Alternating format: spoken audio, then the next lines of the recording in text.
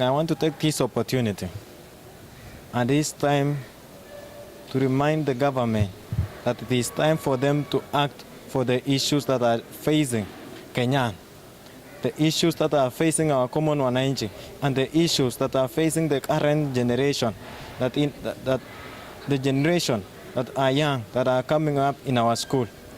It is the mandate of the government to secure and to protect the interest of our Kenyan, not only to protect their own interest and their self-interest as leaders, but to come to the ground to protect our interest as Kenyans.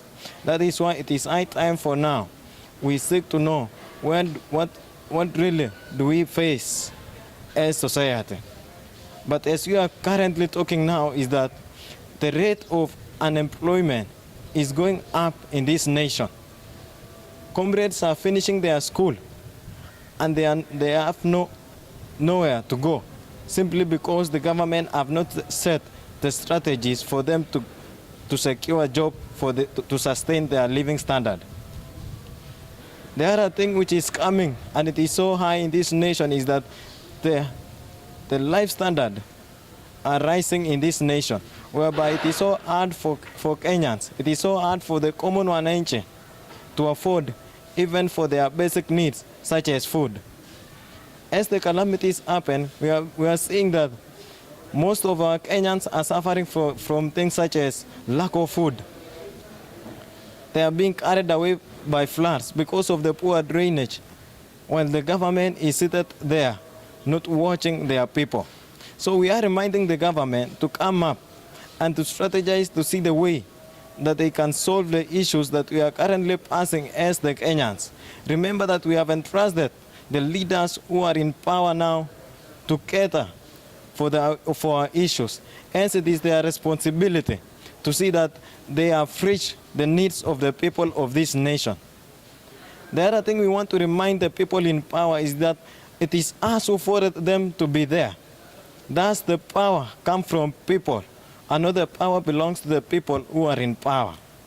Thus we are urging them to bring the development to ground, to bring the money to ground, so that we as Kenyans, we can enjoy the services which they promise during the elections.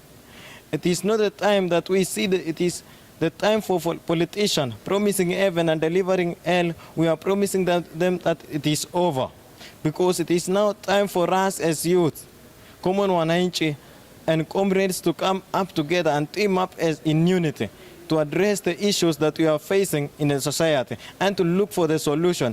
And that we are promising that coming the next election, that we shall take part as common wananchi, as youths, and look for the right people for the position to cater for our needs in the society. For the problems we are facing now are most of them engineered by the people who are failing to take up their responsibility while they are in nation, while they are serving our nation. Of late, we have seen the government making the careless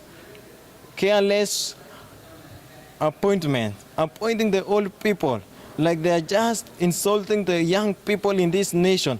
What are you telling us when you are appointing our grandfather to serve in those seats, when you are appointing people of more than 70 years to serve in the parastatal, while the millions of Kenyans are suffering here? That depicts a picture that here on ground things are different, that we are not getting the services even from our leaders from the county assembly. That's why we are reminding the government to see the way that they can have the strategies to employ Kenyans. Finally, it is now time we ask the question, does we really have a fair deal with the government? Does the government remember the people who are on ground? Does the government remember the people who voted them in? Now, are we enjoying the services, or are we suffering from what the government is offering to us? Are they building the bridges of development, or are they trying to add up themselves powers there?